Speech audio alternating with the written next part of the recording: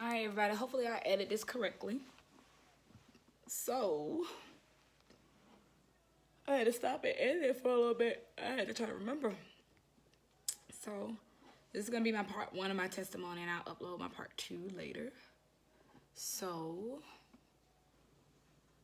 all right. So, this is my testimony of what kind of, as you say, led me to Christ. If anybody relate, you relate. I'm just gonna tell you what happened to me. I'm gonna try to sum it up real quick. My whole life, I always knew there was more. Period. Sorry, it is what it is. I always knew there was more than what was going on. Now, would I lead by that? No. But I just always knew it was something more. So I was in college, or maybe I took a semester off, and I remember living with my aunt, and again, I grew up Muslim. So my whole life, keep in mind, my whole life, I've always known that there was some type of spirit, some type of evil. I was tormented, and I mean, if you guys want to know about those type of things, like spirits and stuff, comment below and I'll put it. Other than that, I'm just gonna tell you that I've always known there were spirits and entities that were not nice. I'll just say they weren't nice. So fast forward, I'm living with my aunt. And we are living. I'm living with her, and I remember I grew up Muslim, so I'm living with her, and I would just be in her home. And I've had dreams before, but in her home, I was dreaming a lot. I was dreaming a lot.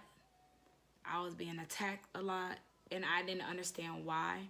If you have not watched my video on the rapture, if you watch it, you kind of understand what all occurred in her home. So I'm just gonna say, a lot occurred, and in her home, and it was absolutely terrifying.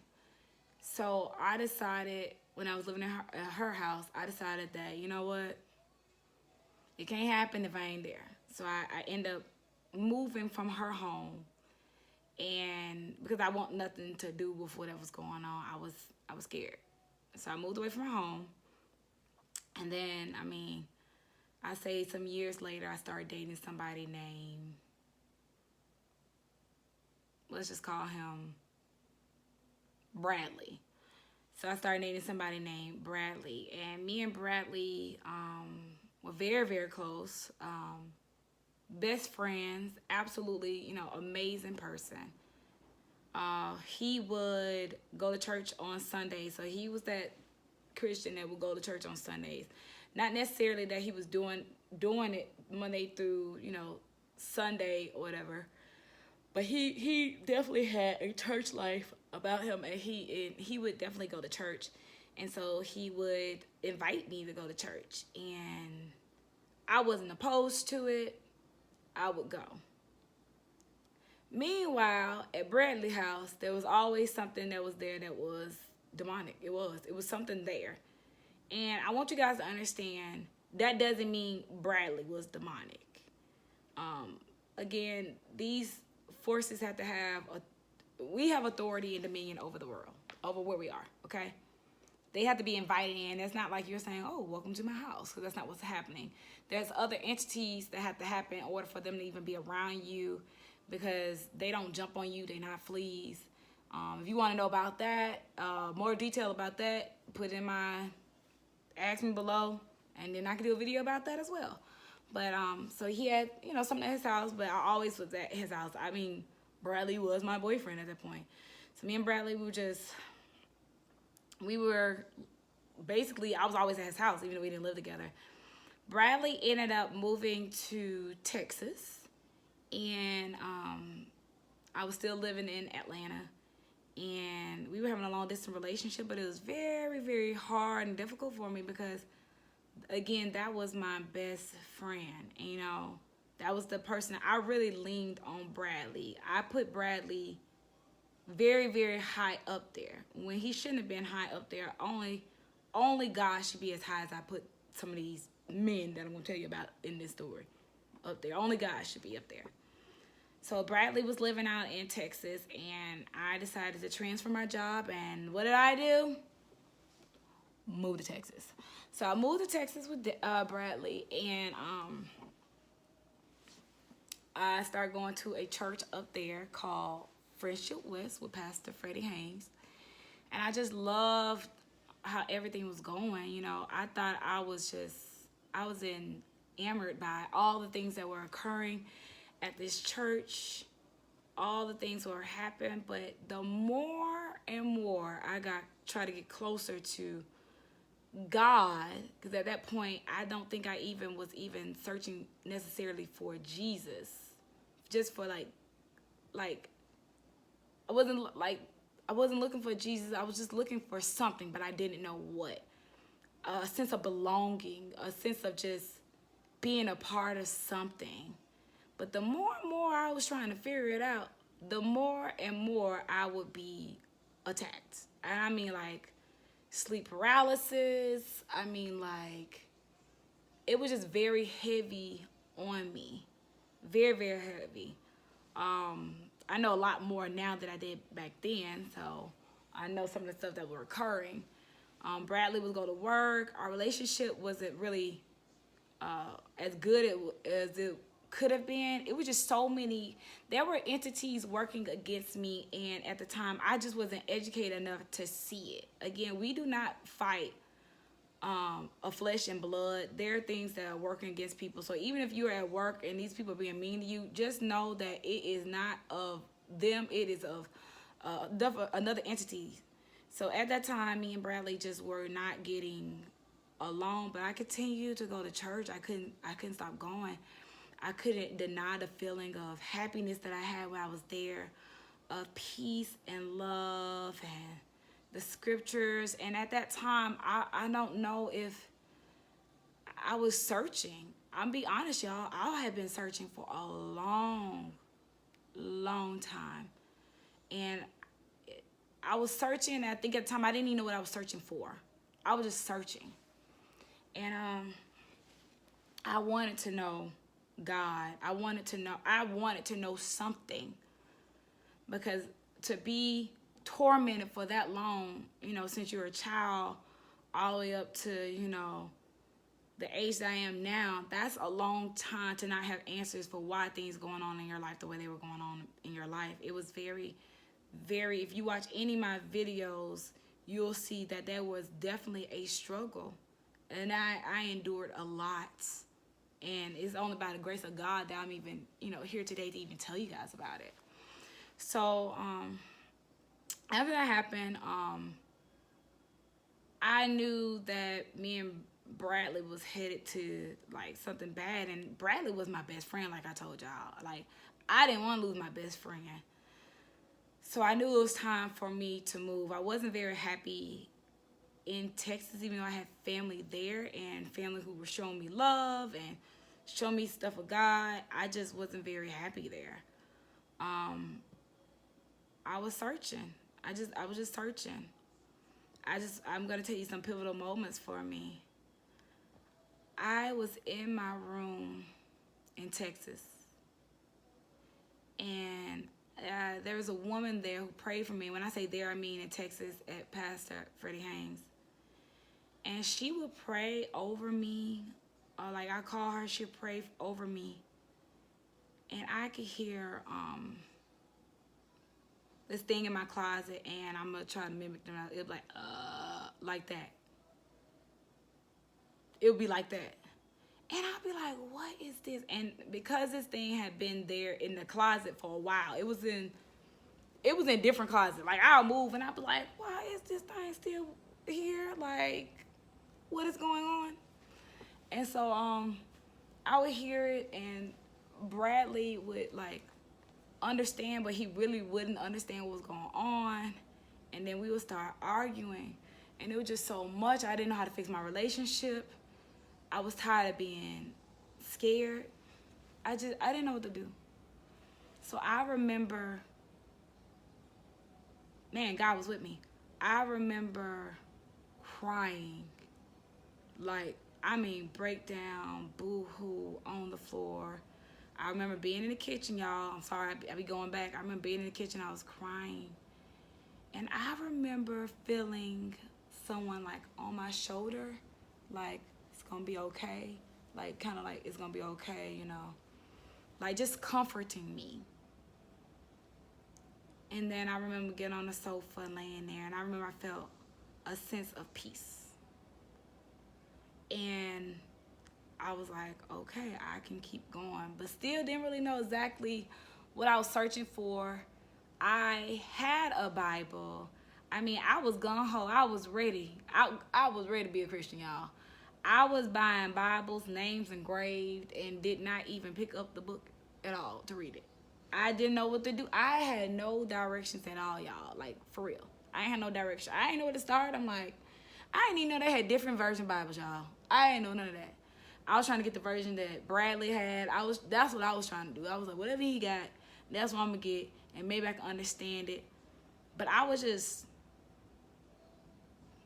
thirsty for him, y'all. I had even like joined the church. I was thirsty for him, but even going to the church, having Bibles that I had, even like I was tripping, y'all. Even buying like crossing stuff, that does not make you a believer by any means necessary. Because the relationship still wasn't there. I was not hungry for it. I didn't even know where to start, who to ask. I didn't have that I didn't have somebody that was just drawing me in. Because I told you, Bradley go on Sunday. After Sunday, it was football. Bradley loved the Cowboys to death. So he was doing the football thing, and it was just me by myself. And I didn't really know where to start because, again, my family were Muslim, so I can't ask him like, hey, what about this Jesus person, or what about this, you know? So after that happened, I was just like, I don't really know what to search or whatever, so whatever. So we were still going to that church. I still was going, but I still didn't really know God. And y'all, by this time, I might have been down in Texas for probably like almost a year, y'all. And that's crazy to be going to a church for a year and you still have absolutely no connection at all. None. Like, I was just like, I remember it was getting ready. It was time for me almost to move back to Atlanta. And so this is a pivotal moment where I remember me and my friends, we went out, we went drinking. And I don't know what happened to the drink. If something was put in the drink, I don't know what happened. And I remember being absolutely gone. Like, it wasn't even like I was so, like, oh, happy, like, drunk, whatever. It was like this thing was like a tranquilizer. And, like, I couldn't remember anything. I remember falling, y'all. And I remember falling but being helped back up. And, you know, it's not to this moment I'm starting to think. I don't think the person that helped me back up was my friend. Because at the time I had a friend with me, and I guess that friend, and I didn't even know, I was so gone.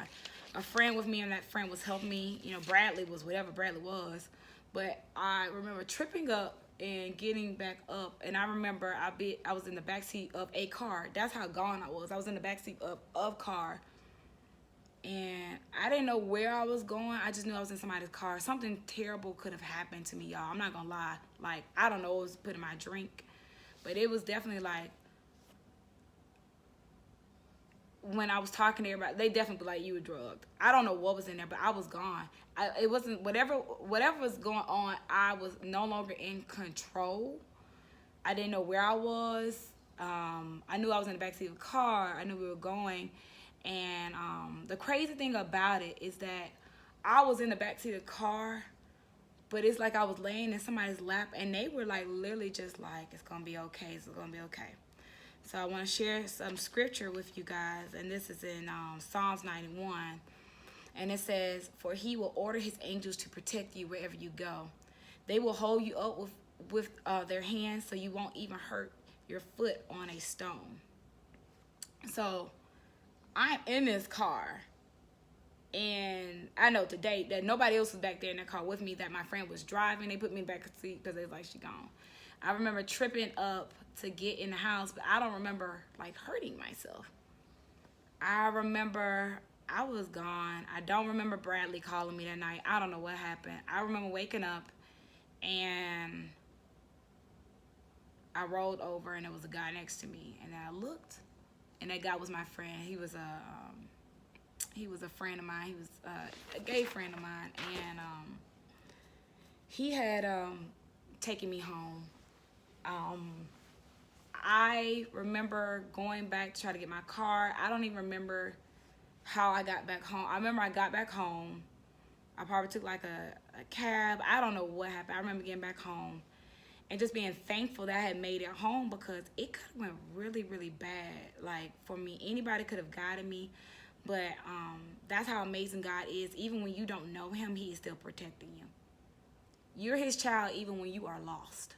So I got back home, and by that time, I think, talking to Bradley, and a week later, I think it was my time to like, I don't even think I even remember, and I'm being honest, y'all, I don't even think I remember even thanking God at all. Just being like, oh, crazy night.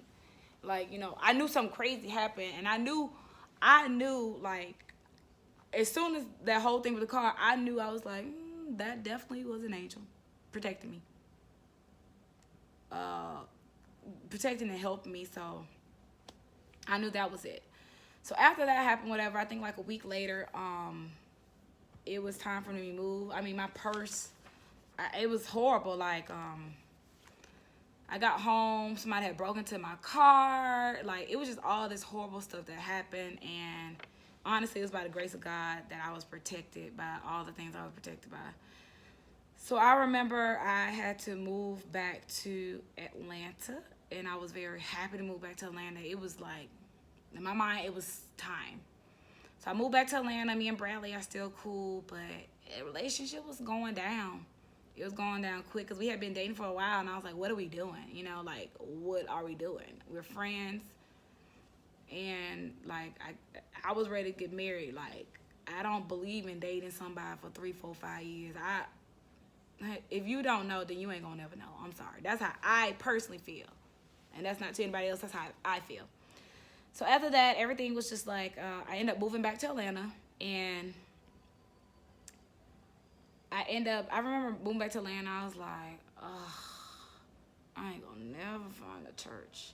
And I remember thinking that, like, I'm never gonna find a church. And I got back to Atlanta, and I think it just fell to the wayside. Like, I wasn't searching no more. I was just existing.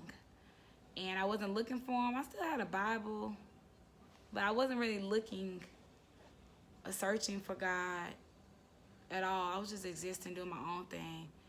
Me and Bradley end up, like, just at some point just like really breaking up, but still being friends. And then I started dating.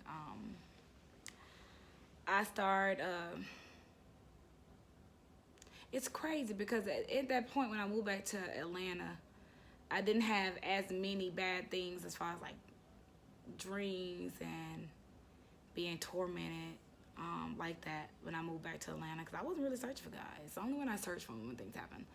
So after that happened, I ended up dating this guy, and I'll call him Steven. So I started dating this guy named Steven, and Steven was in the military. Now when I started dating him, I guess I started my search again to search for God. I was just really kept watching that Pastor Freddie Haynes on YouTube. And I wanted Steven to know God. Again, you don't hear me say Christ or Jesus. I keep saying God. So I'm like, okay, let's go ahead. Let's find out who this person is. So I have him listening to the stuff on YouTube, and he didn't want to hear nothing that had to do with Christianity at all. Because Steven was a Muslim. I know. He was Muslim. Here I was, this person who was Muslim and trying to search for something else. And he didn't understand, because he like, what is wrong with you? Like, we're the best of the best, blah, blah, blah. And, like, what are you doing? Like, you have somebody. And in my mind, I was like, oh, I have somebody who was just like me. It should be easy. But something just kept tugging at my heart. And it was just kind of like, here I am. Like, you know, like it was there. And I remember it got to the point where me and Steven got so serious that we got engaged. And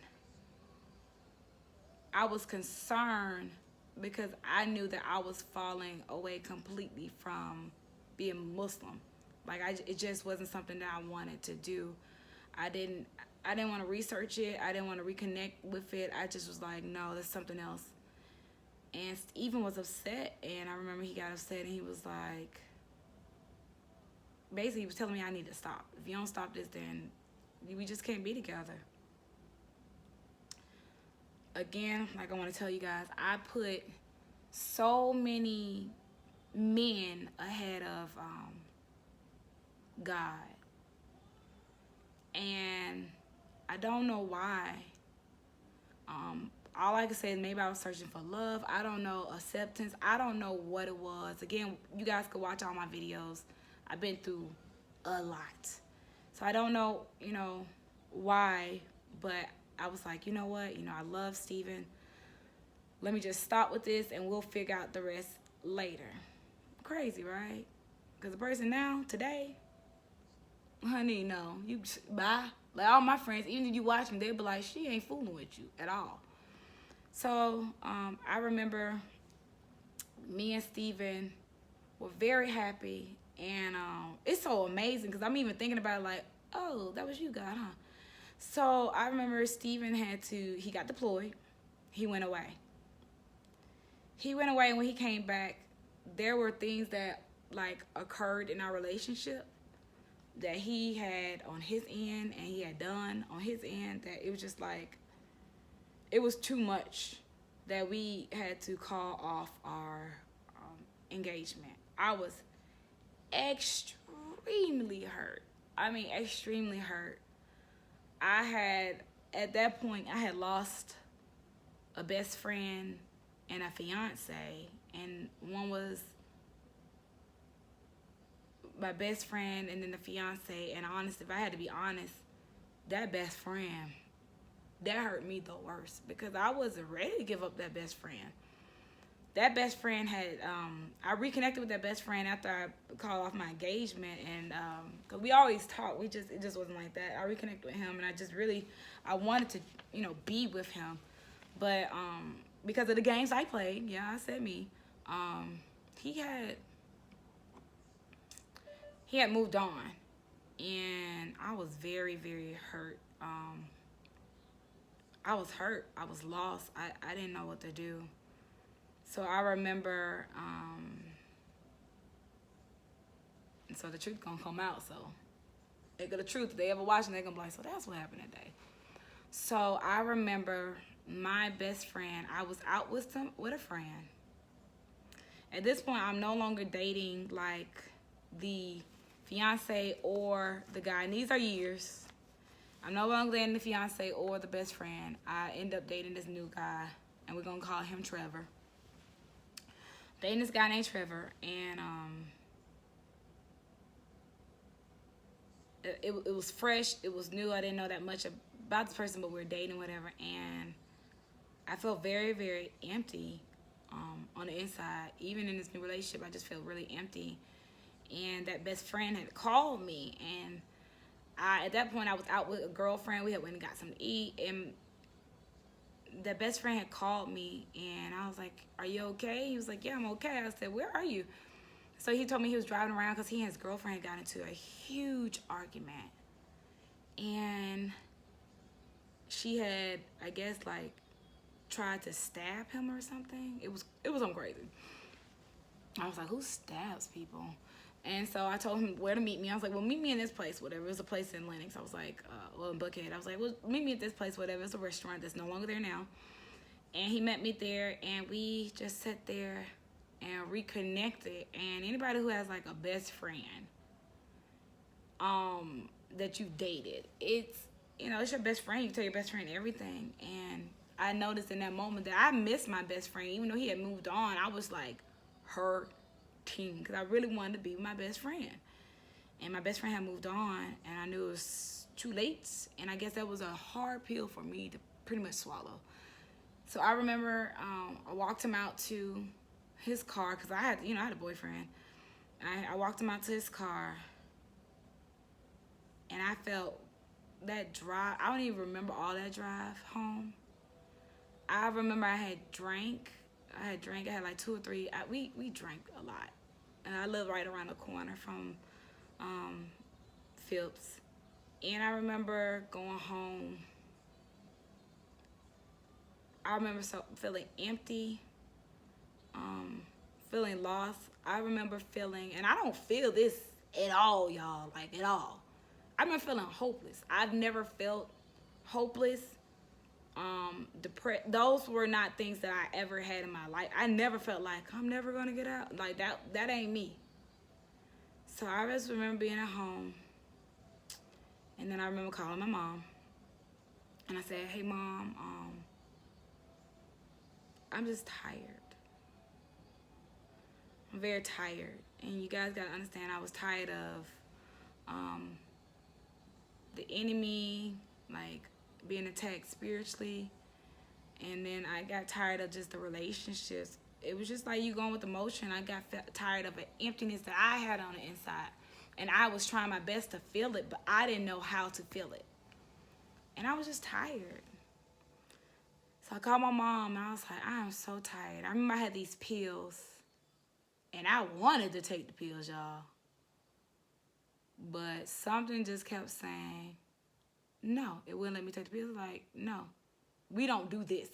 That's what it was like, we don't do this. And I was like, but I'm just so tired. Maybe if I just take 1 or 2 pills, I can go to sleep. But something else was like, just take them all. And I was like, but the thing that kept telling me no was way stronger. It was like, no. But I guess, and I'm gonna say the Holy Spirit, and God knew, He knew what He was doing. So I remember calling my mom. I remember I was like crying. I was tired. I told her I just didn't want to be here anymore. And no matter, it was like a cry for help, y'all. It really was. It was a cry for help because I didn't know what else to do. And I remember my mom called, because she's all the way in another state. My parents don't live in Atlanta. I remember my mom, she called my sister Medina. And I'm like on the phone with my sister, and I'm almost like saying goodbye because I'm just like, I don't want to be here no more. So somebody going to have to stop me. It's going to have to be an intervention. Some going to have to stop me. And I remember my mom told me to get up. I remember she was like, Karima, get up. You can't get up. Like, she was like, no, you're not about to do this. And I was like, okay. It was so selfish now I think about it. Because, like, it's selfish, y'all. It's really selfish that you, like, but I get it. I get it. Because I didn't have nobody praying with me at that time. But I'm sure I had some grandmother, auntie, somebody was praying for me. And so I remember getting up. I knew I wasn't going to go through with it. I just didn't know what was going to happen. I remember getting up, and my mom told me to unlock the door. And there I was laid out in my clothes from the night before. Because on the night before, and I was on my apartment floor. And I remember the emergency room came in there. Like the ER, the medics and stuff.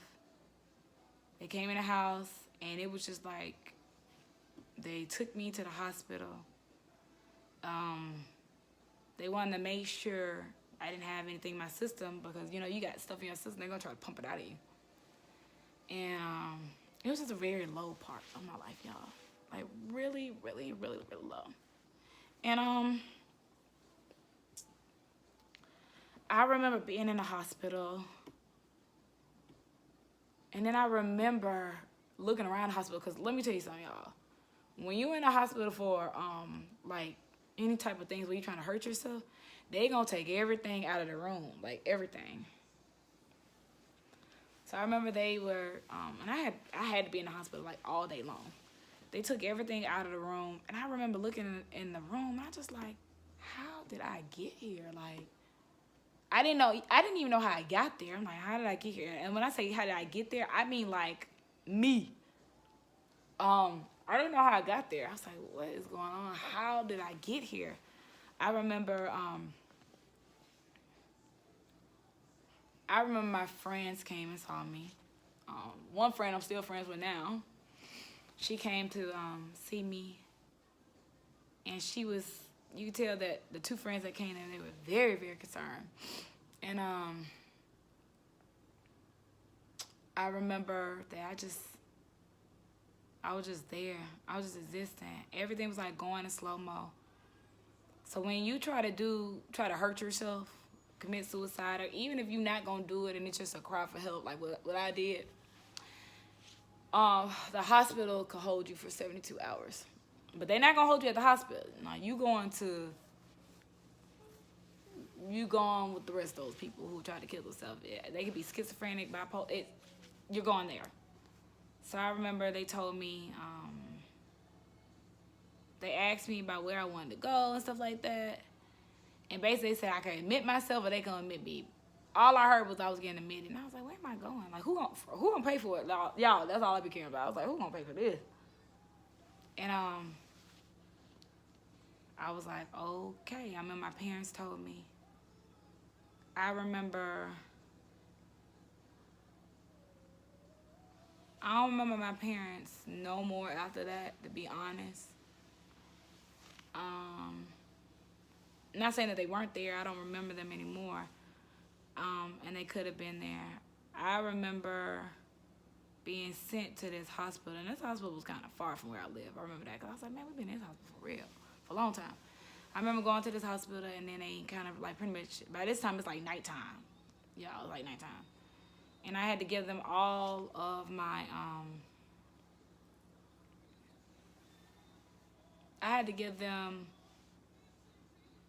like, you gotta wear what they did wear. Like, you gotta be in their clothes. And so I had their clothes on. I know friends were supposed to bring me my own clothes. And I remember them giving my stuff. I remember it was nighttime. And then I remember being scared again. But this time I was scared because I was scared of, like, these people crazy for real in here, girl. Like, this real, girl. And I was like, oh, snap. I was like, I don't have a toothbrush. And then I remember going in to see my roommate, and the first thing my roommate said to me was, she was awake, y'all. It like, like I can laugh now, but it wasn't funny back then. Like, it had to be like, literally like 3 or 4 o'clock in the morning, and this girl's awake. And she's sitting there like, she was waiting on me like, hey, how you doing? And so I was like, oh, hey. I remember the mirror was made almost like a full, and I remember this girl was like, I'm schizophrenic. And bipolar, and sometimes manic. Y'all, I didn't get her name first. She gave me her symptoms, like, real quick. Like, that was supposed to help me go sleep at night. So I was like, okay, cool. Stayed awake the whole night, didn't go to sleep. So I stayed awake the whole time. I didn't go to sleep. The next morning, I was supposed to eat. You're supposed to eat. And I remember being, like, in a disarray because I was just like, I don't even know how I got here. And I remember this girl was telling me, like, she said, if you don't eat, they not going to let you go. Like, I had to be there to eat. And if you did not eat, they were not going to allow you to check out. So I did what anybody would do. I started eating because I wanted to get out of there. So I was eating, and then they would have, like little meetings that we would talk. Would I say that was extremely helpful? I wouldn't say it was extremely helpful, some of the stuff they had, but I do remember one lady in there, and she was like reading the Bible. And I remember her, she was reading the Bible. And I remember that I no longer focused on my issues, and I'm not lying, y'all. I more tried to help the other people that was there, because some of the issues they had, I'm like, care because your job drove you crazy? It's a job. And so I'm talking to them, and I'm like, hey, you can't let a job stress you out. Like, that's crazy. A job, you get you another job. You get another job, I mean, you know, telling people to be strong for their children. And I remember I being an advocate helping them to get out. And they were getting released. And I remember the guy I was dating at the time, Trevor, and he'll be on the phone with me. He's like, you encouraging all these people. Like, you're not supposed to be in there. Like, this is, I mean, he was like, this is crazy. He said, you're not supposed to be in there. And I'm like, yeah, I think you're right. And I'm helping all these people. It got to the point where I was actually comfortable being there. Like, came day 2, I was comfortable being there. I felt like I was helping people, and it was cool. Like, I was cool. I remember Trevor and my friends came to see me, which is crazy now I think about it. Like, I was some ride or die. I had some ride or die friends. They came to see me. They cared about me, and I remember going to the doctor, and I remember my doctor was saying, like, he told me, like, we gonna let you go tomorrow. I'm like, wait a minute, I ain't been here that long. He said, we can only see you for 72 hours. You know, after 72 hours, you gotta go. You know, and he said, it seems like everything's okay. One, I'm gonna say today, that's absolutely crazy. If a person try to do this, they gonna need more than 72 hours. I'm gonna say that right now. But I remember they were gonna release me, and part of the reason is because they were just like, okay, she just had a moment. She alright, she can go. So I remember that they end up releasing me. So the next day I ended up going like home.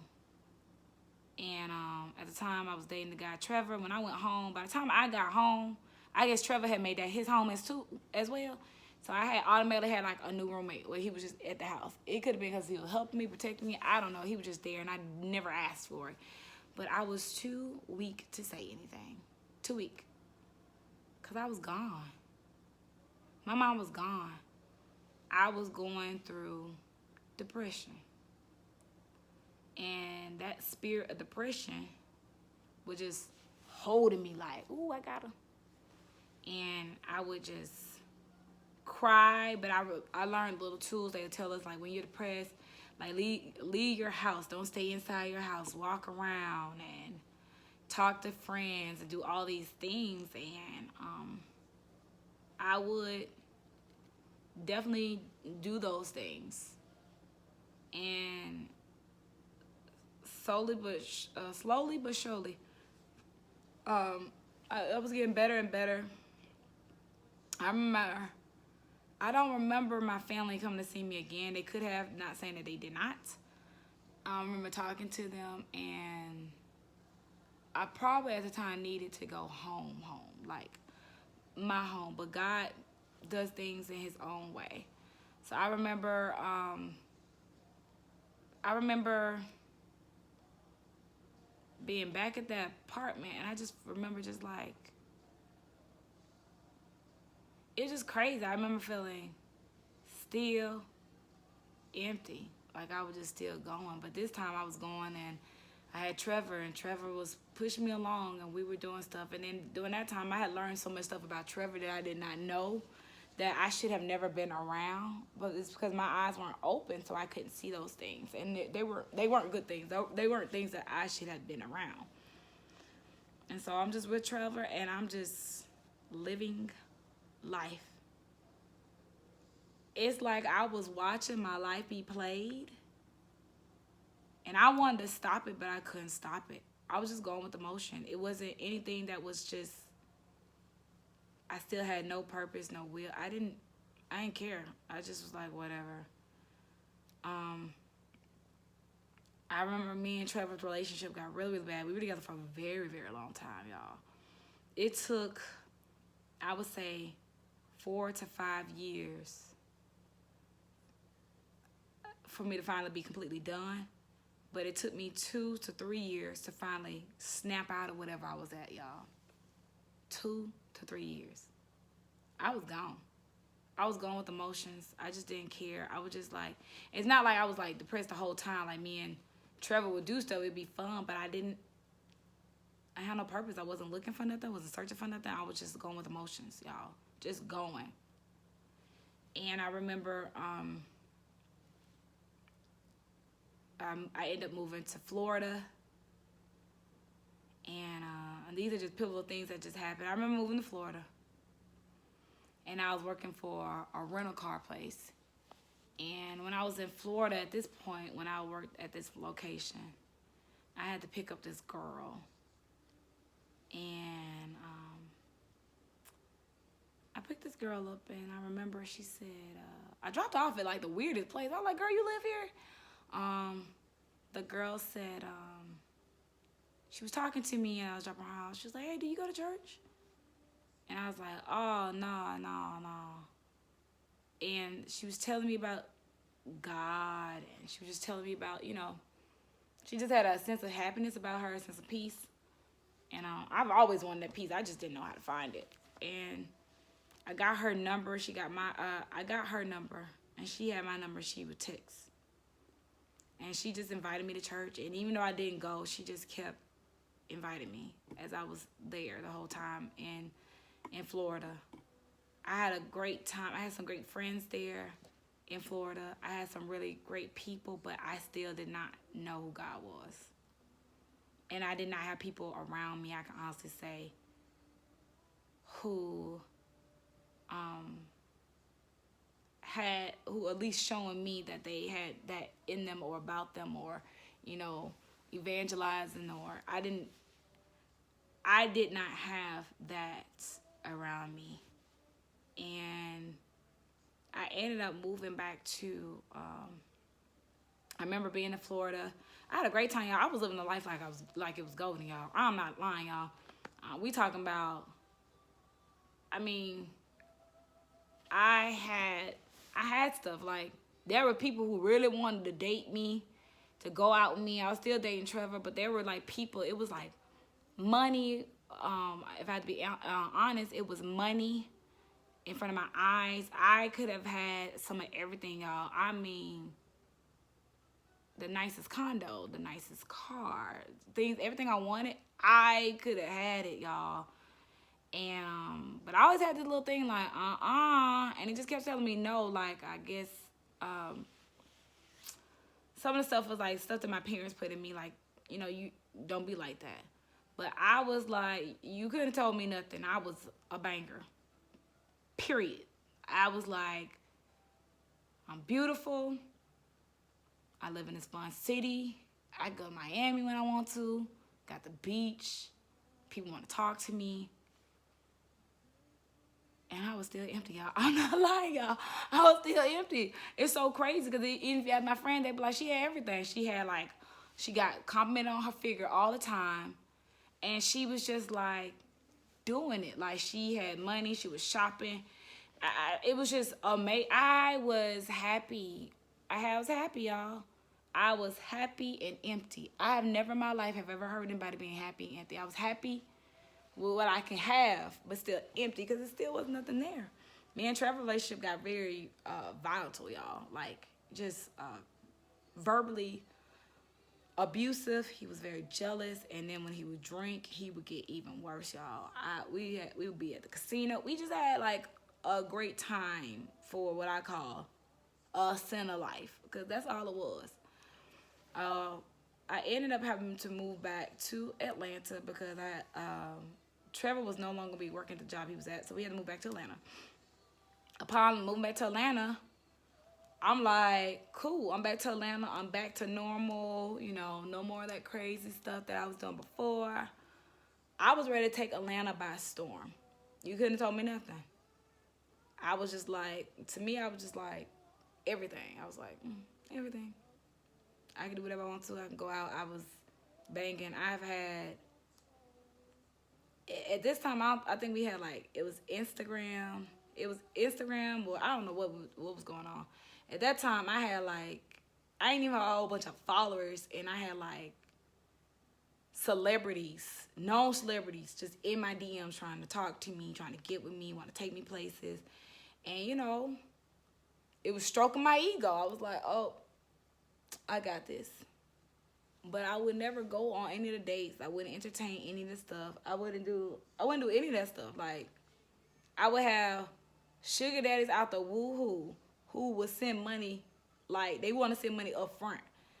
But I just still wouldn't do any of those things. I was happy just being me. Like it was bad because I felt good that like, you know what I'm saying? But it's still empty. So I saw it, and I just still didn't necessarily want to indulge in it. In the back of my mind, I always had that little rapture dream, though. That dream, no, not the rapture dream. I always knew the rapture dream, but I always had that dream of hell. That was always in my mind. I was like, yeah, I definitely saw that. I definitely heard that message, and that right there stayed in my mind, because I was like, because it was a warning. Like some dreams, you'll have dreams and you'll forget it, but that particular dream, and if you haven't watched that video, you should watch it. That particular dream has been in my head for years, and I'm never gonna forget it. I mean, I'm never gonna get it, and I just was like, okay. I knew my limit not to do certain stuff.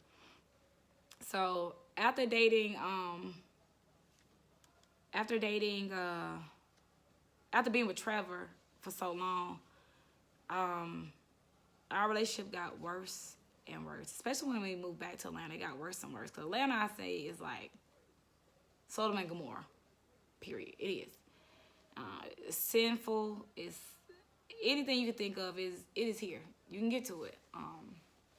So when I moved back to Atlanta, I started to try to like kind of launch myself with like whatever I was doing. So people were calling me. They wanted me to do videos. They wanted me to do lingerie shoots. And, like I said, Trevor was very jealous. And he was like, I ain't having it. But to me, I felt like I could do whatever I want to. I'm grown. I'm not your wife, So we argued a lot about that. And, I mean, it just got really, really bad. Like, really, really bad, really quick. And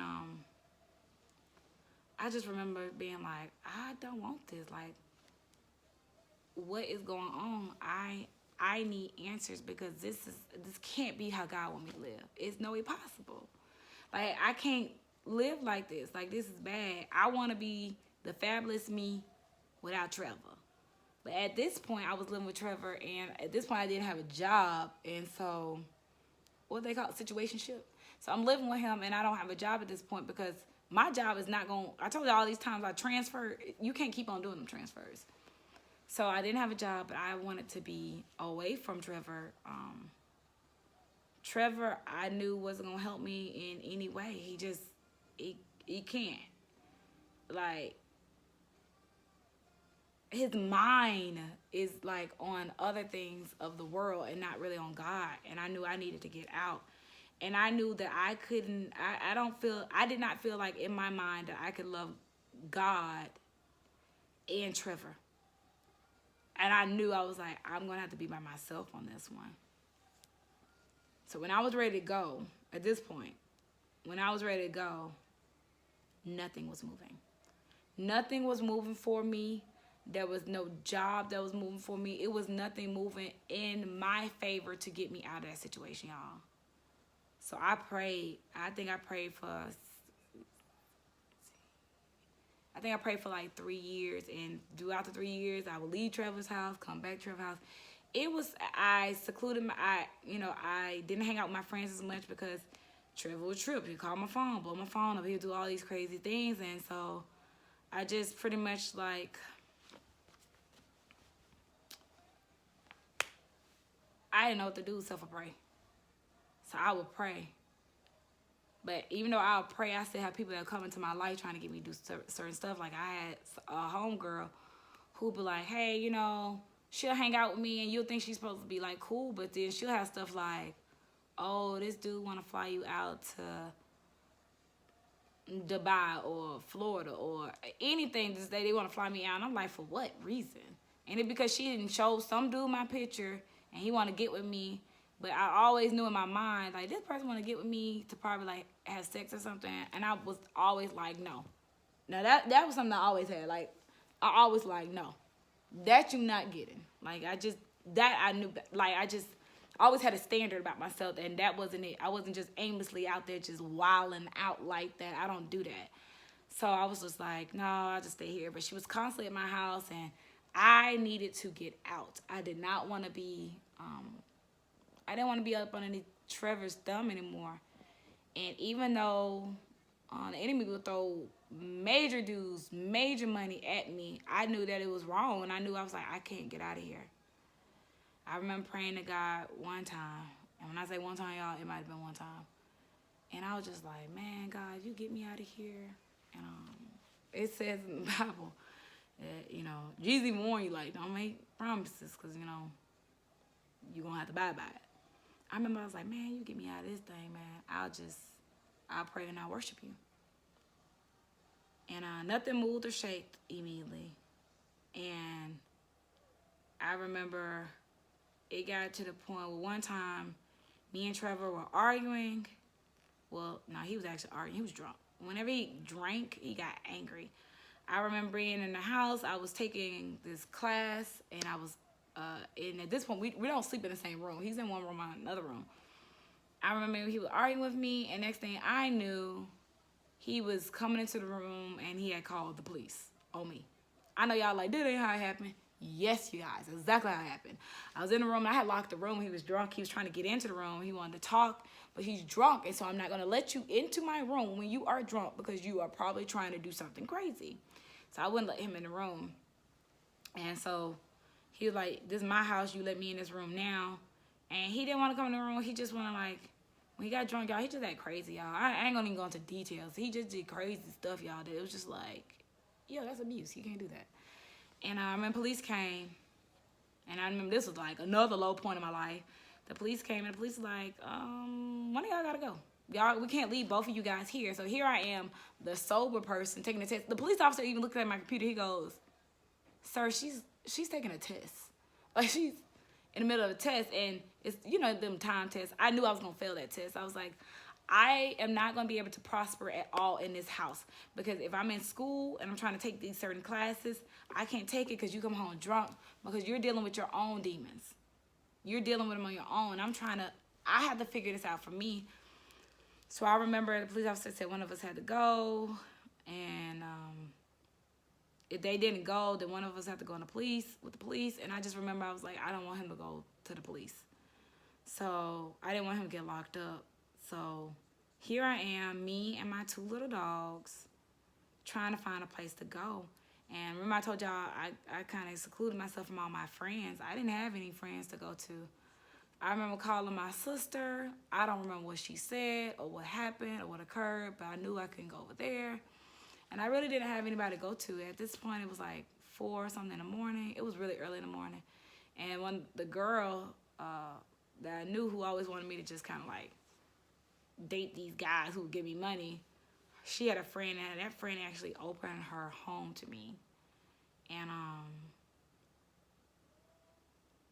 I really thank her for that. I actually probably need to find her later and thank her for that, that she opened her home to me, and she let me stay there for, the days that I stayed there. And I really thank her for that. So I stayed there, cleared my mind, but I knew when I was at her house, she had things that were going on in her house, and I knew I couldn't stay there either. So it's almost like I didn't have a safe place to go. And that place wasn't necessarily the safest or place. When I say safe, I don't mean like I was in danger, but it wasn't like a place where I was going to have peace. And I had been searching for peace for a very long time.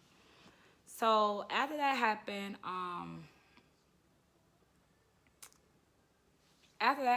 I believe I just kind of like,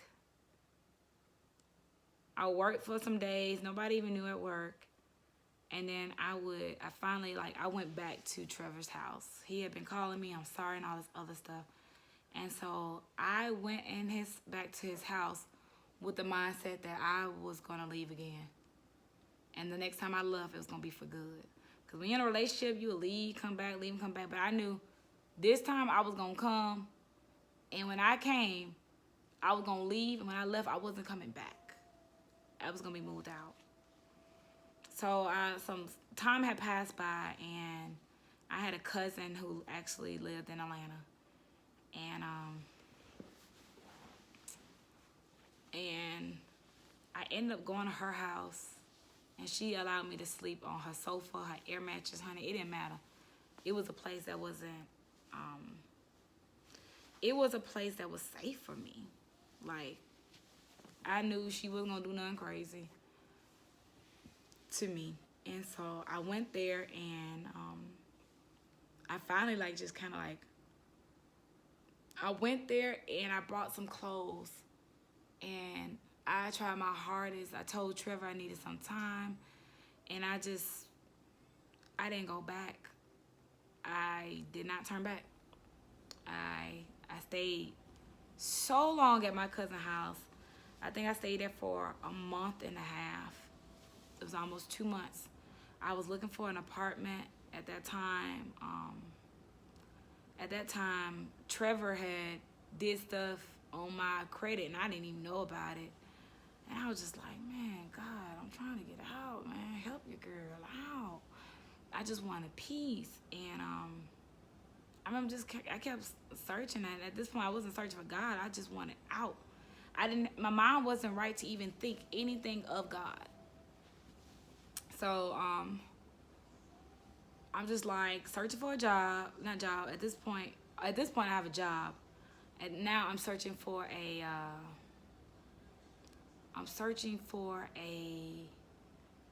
way to live on my own, because I love my cousin, but it was a 1-bedroom apartment. And again, she models as well, and to me she was just so cool. She models as well, and I knew I needed to be on my own. I needed to be on my own to do whatever searching I needed to do. I needed to be there. I had to. And so I ended up, what did I do?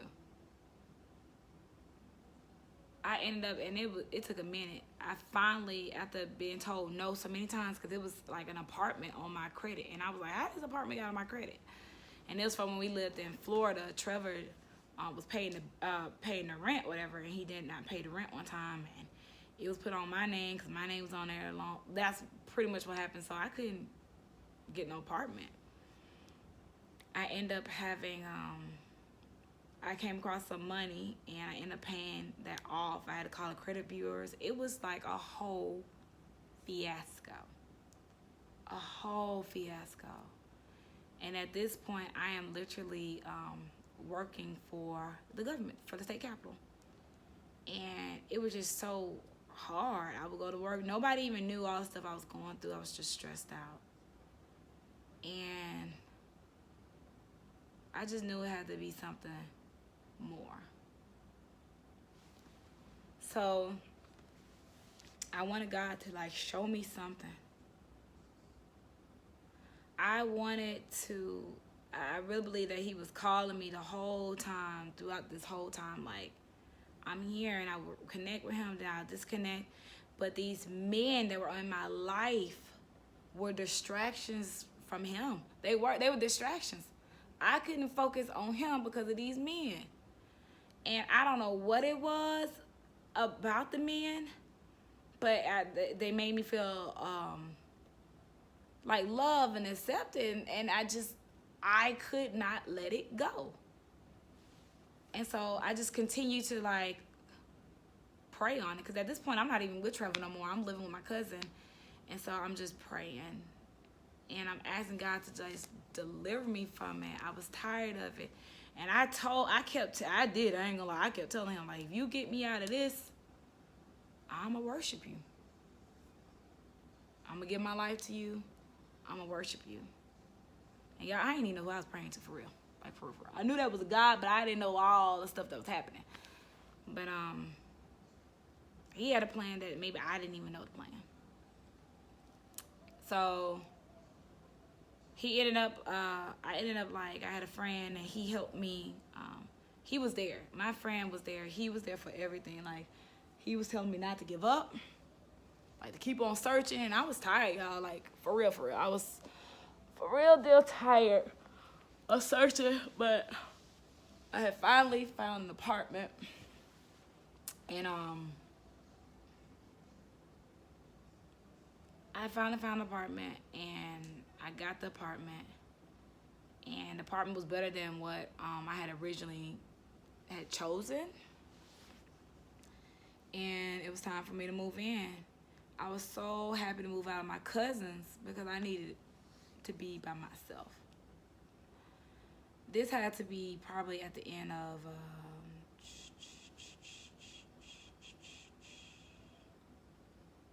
I think this was like the end of like around in November. I think I stayed with her for like 2 months, and most of it was because the apartment was ready. She was very supportive. She was like, "You're gonna get it, you know, don't worry about it." And it's about the end of November, and now I moved to my new apartment. Y'all, let me talk about this new apartment.